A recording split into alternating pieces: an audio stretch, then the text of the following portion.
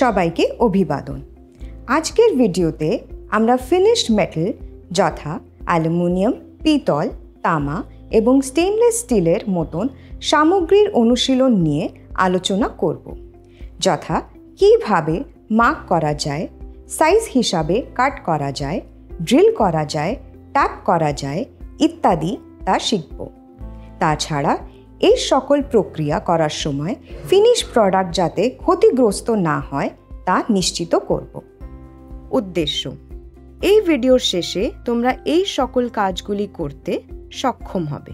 Vernier height gauge ব্যবহার করে aluminium, brass, কপারের ওপর মার্ক করা, হ্যাকস ব্যবহার করে অতিরিক্ত ধাতু কাট করা, ড্রিল ব্যবহার করে কাউন্টার সিঙ্ক, কাউন্টার বোর এবং রিম করা, ট্যাপ করা, কাচ ফিনিশিং করা এবং বার্স পরিষ্কার করা। এসো প্র্যাকটিক্যালি করার জন্য আমরা প্রয়োজনীয় সরঞ্জাম এবং উপকরণগুলি নিয়ে আলোচনা করি।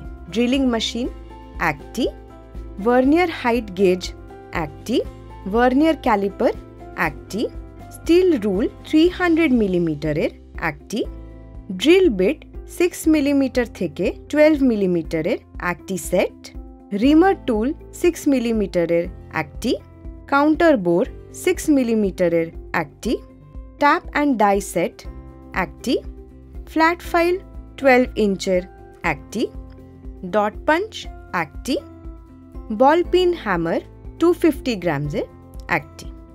এসো প্র্যাকটিক্যালি করার জন্য এর পর্যায়ক্রম নিয়ে আলোচনা করি। 1. র ম্যাটেরিয়াল চেক করা। 2. পার্শ্ববর্তী অর্থাৎ অ্যাডজেসেন্ট সাইড এবং ফ্ল্যাট সারফেসে ফাইল করা। 74x48 সাইজের আউটার লাইন মার্ক করা। আইডেন্টিফিকেশন মার্ক পাঞ্চ করা।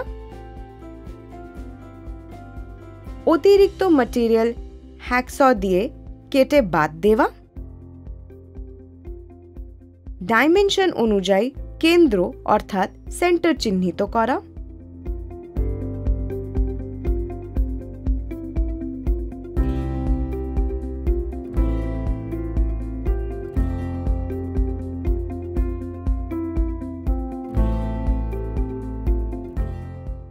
ড্রিলিং মেশিনে কাজটি সেট করা। স্ট্যান্ডার্ড চার্ট অনুযায়ী ড্রিল করে ছিদ্র করা। রিমিং, কাউন্টার, বোরিং এবং ট্যাপ করা। ডাইমেনশন অনুযায়ী কাউন্টার সিঙ্ক করা। এসো আমরা এটি প্র্যাকটিক্যালি করি। ধাপ 1. অ্যালুমিনিয়াম, তামা এবং পিতলের মতো বিভিন্ন উপকরণ সংগ্রহ করে যেগুলি কমপক্ষে 9 মিলিমিটার মোটা, 76.5 মিলিমিটার দৈর্ঘ্য অর্থাৎ লেন্থ এবং 48 মিলিমিটার প্রস্থ অর্থাৎ উইডথের হয়। ধাপ 2. অ্যাঙ্গেল ব্লকের সাথে 3টি ওয়ার্ক পিসকে ধরে রাখো। ধাপ 3. একটি ভার্নিয়ার হাইট গেজ ব্যবহার করে 3টি ওয়ার্কপিসের লাইনগুলি চিহ্নিত করো। ধাপ 4. প্রথমে ওয়ার্কপিসগুলিকে ভার্টিক্যাল অবস্থায় ধরে রাখো এবং স্কেচে দেওয়া ডাইমেনশন অনুযায়ী চিহ্নিত করো। ধাপ 5. ওয়ার্কপিসগুলিকে হরিজন্টালি ঘুরিয়ে দাও এবং ডাইমেনশন অনুযায়ী মার্কিং করো। ধাপ 6. স্কেচ অনুযায়ী ড্রিলিং, ট্যাপিং ইত্যাদি করতে চিহ্নিত জাংশনগুলিতে সেন্টার পাঞ্চ এবং হ্যামার দিয়ে কাজের টুকরিগুলিতে পাঞ্চ মার্ক করো যাতে অপারেশনগুলি করা সহজ হয়। ধাপ 7. এছাড়াও যদি সম্ভব হয় তাহলে এক্সট্রা এরিয়াতেও পাঞ্চ মার্ক করো। ধাপ 8. লিভার ব্যবহার করে বেঞ্চ ভাইসটি আনলক করো এবং কাজের টুকরোটি ভাইসের জজের মধ্যে রেখে লিভার ডাই ভাইসটি শক্ত করে টাইট করো। ধাপ 9. হ্যাকস দিয়ে অতিরিক্ত টুকরোগুলি কেটে ফেলো। ধাপ 10. 3টি ওয়ার্কপিসকে একই রকমভাবে তৈরি করো। ধাপ 11, কাঠের টুকরোগুলি বেঞ্চ ভাইসের জজের মধ্যে রেখে ভাইস টাইট করো এবং ওই পিসগুলি মসৃণ অর্থাৎ স্মুথ করার জন্য ফাইল করো। ধাপ 12, 3টি ওয়ার্কপিসের ফাইলিং প্রক্রিয়া শেষ করো।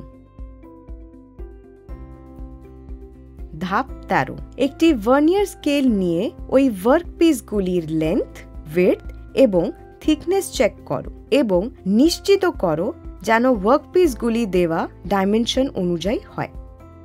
ধাপ 14, একটি 6 মিলিমিটার সাইজের ড্রিল বিট নাও এবং ড্রিল মেশিনের চাকে ফিট করো এবং ঠিকভাবে টাইট করো।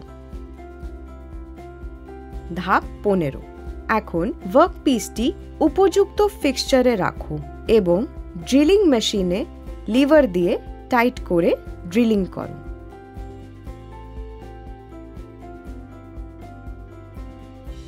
ধাপ 16, একই রকমভাবে অন্যান্য ওয়ার্কপিসগুলিতেও 6 মিলিমিটারে ড্রিলিং করো। ধাপ 17, 6 মিলিমিটারের ড্রিল বিটটি বদল করে একটি 12 মিলিমিটারের ড্রিল বিট ফিট করো এবং স্কেচে দেখানো অবস্থান অনুযায়ী বি অবস্থানে ড্রিল করো।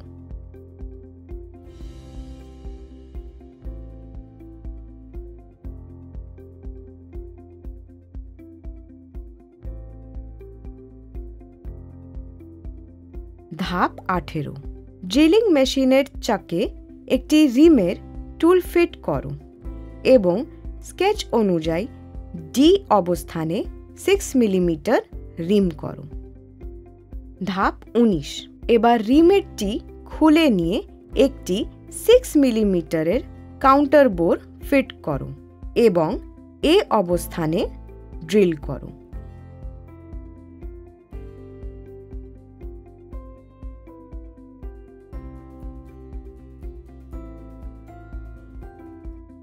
ধাপ 20, 3টি ওয়ার্কপিসের সি এবং এইচ অবস্থানে যথাক্রমে 10 মিলিমিটার এবং 12.5 মিলিমিটারের কাউন্টার সিঙ্ক করো।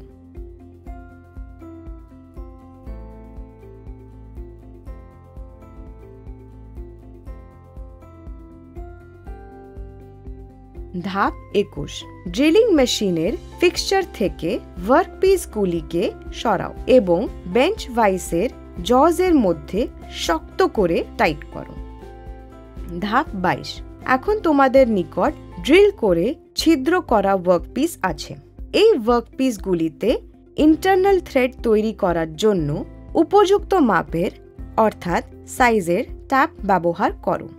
ট্যাপিং শুরু করার সময় প্রথমে টেপার বিট ক্লকওয়াইজ অর্থাৎ ঘড়ির কাঁটার দিকে ঘোরাতে থাকো যতক্ষণ পর্যন্ত থ্রেড কাঁটা থেকে কোনো প্রতিরোধ অনুভব না করো।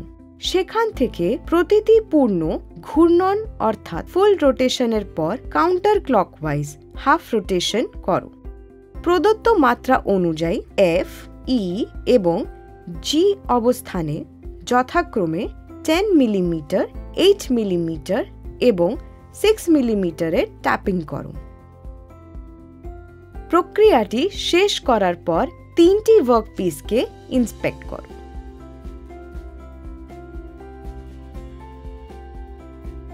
এই ভিডিওতে এখন পর্যন্ত আমরা স্টেইনলেস স্টিল, তামা, অ্যালুমিনিয়াম এবং পিতলের মতন বিভিন্ন উপকরণে চিহ্নিত করা যায় সাইজে কাট করা, ড্রিলিং এবং ট্যাপ করা বিষয়ে আলোচনা করেছি। এই ভিডিওটা দেখিবার জন্য ধন্যবাদ। তোমাদের দিন ভালো হোক।